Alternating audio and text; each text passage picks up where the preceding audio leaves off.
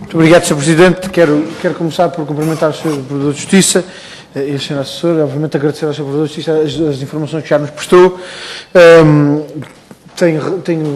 Esta minha intervenção está relativamente facilitada pelas questões que já foram sendo colocadas e pelos esclarecimentos que o Sr. Provedor de Justiça já nos foi adiantando. Ainda assim, queria deixar algumas considerações e colocar algumas questões. E começava pelo facto de termos um relatório, permita-me a expressão, um relatório enxuto. E eu julgo que isto é uma vantagem. É uma vantagem pela facilidade da compreensão que permite e, sobretudo, pela comparação, pela facilidade da comparação que permite em relação, pelo menos em relação a 2009, que não foi um ano fácil, aliás, com um exercício, digamos assim, tripartido das funções na provedoria, e julgo que,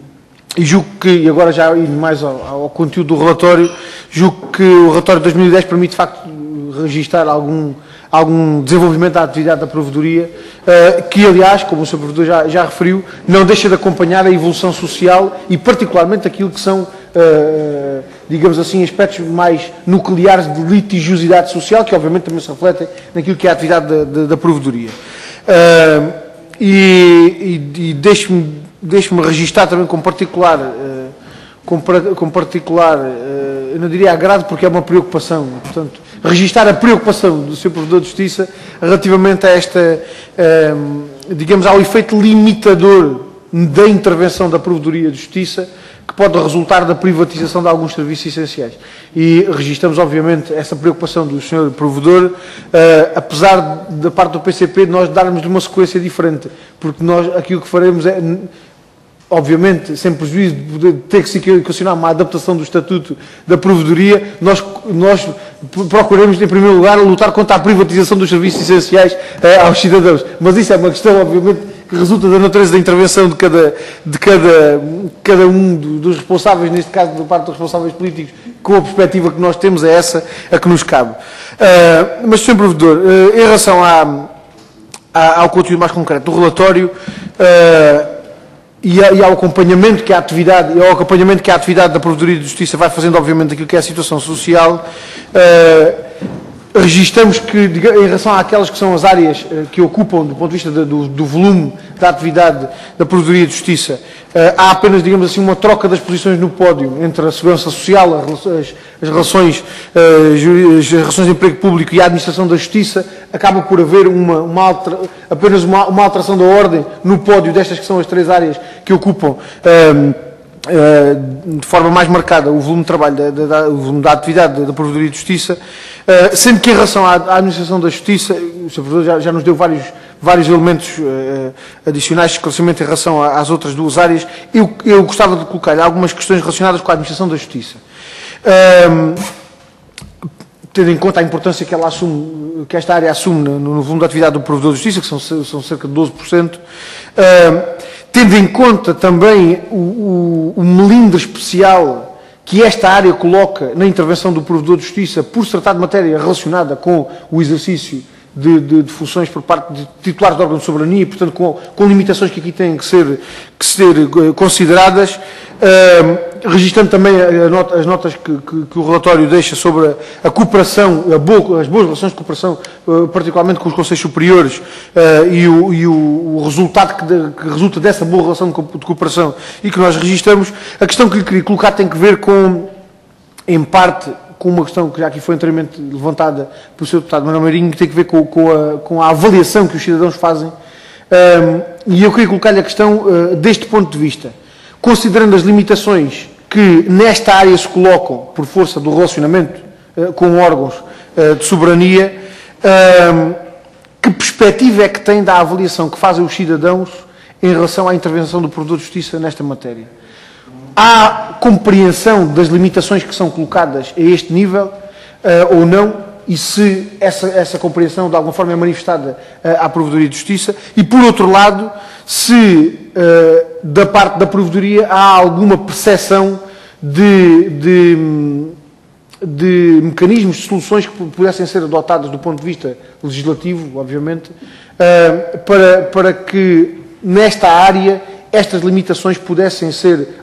em caso em que haja alguns obstáculos, que haja algumas dificuldades, pudessem ser removidas, tornando mais eficaz a intervenção da Provedoria, sem beliscar, obviamente, aquilo que é o quadro de intervenção própria dos órgãos de soberania, neste caso dos tribunais. E, portanto, gostava que em relação a esta questão em concreto e às limitações que resultam deste enquadramento, que também nos pudesse deixar algumas sugestões, eventualmente, de ponderação de medidas que pudessem ultrapassar alguns obstáculos, algumas dificuldades que se coloquem. Há uma outra questão que queria colocar-lhe, também que tem que ver com uma referência que é feita no relatório de forma muito limitada e que tem que ver com o encaminhamento de queixas que são dirigidas à Provedoria de Justiça para os tribunais. No relatório há apenas uma referência muito breve a casos de qualificação de caminhos como municipais e dos problemas que se colocam do ponto de vista da prova, que tem a ver com de servidões de passagens, mas a questão que queria colocar é se há mais situações em que haja, da parte da Provedoria de Justiça, esse encaminhamento dos cidadãos para o recurso aos tribunais, se há alguma caracterização mais aprofundada destas situações e se eventualmente há ou não situações, porque essas não são referidas no relatório, de encaminhamento para outros mecanismos de resolução alternativa de litígios, particularmente para a intervenção dos julgados de paz, porque tenho ideia que em algumas destas situações, particularmente em que há o reconhecimento por parte da Provedoria de Justiça da incapacidade de intervir numa determinada situação concreta, que possa haver aqui muitas situações de fronteira com aquilo que é o âmbito de competência dos julgados de paz e que, portanto, também por essa via haja, por parte da Provedoria, esse encaminhamento e ele não seja referido, ou em que, eventualmente, se possa equacionar também, deste ponto de vista, algum afinamento, digamos assim, daquilo que é a resposta que é dada por parte da Provedoria de Justiça aos cidadãos. Uma outra questão que já não tem que ver com esta área da Justiça em concreto, mas que tem que ver com um número que é avançado e que já em 2009 o era, em relação à existência de um número significativo de processos que são dados como resolvidos pela simples instrução do processo. Portanto, no caso do relatório de 2010, são cerca de 1.646 processos. Eu julgo que o exemplo que deu há pouco da ligação feita entre o assessor da Provedoria e o assessor do Ministério ou o assessor da Segurança Social para pedir algum esclarecimento e o reconhecimento por parte do serviço de que aquela situação de facto era ilegal e que pode ser resolvida, já responde um pouco à questão que lhe queria colocar. Mas aquilo portanto, a pergunta que lhe fazia é que casos concretos de que casos concretos é que se está a falar quando se fala destes 1.646 processos resolvidos pela simples instrução do processo? Ou seja, se tem que ver com esta situação do contacto com o Serviço da Administração Pública que prontamente resolve o processo, ou se há outros que eventualmente caibam nesta categoria, gostava que nos pudesse dar algum esclarecimento, porque julgo que este é talvez um indicador significativo daquilo que é, em concreto, o poder de decidir sem ter, digamos assim, sem ter, ou melhor, um poder de persuasão, digamos assim,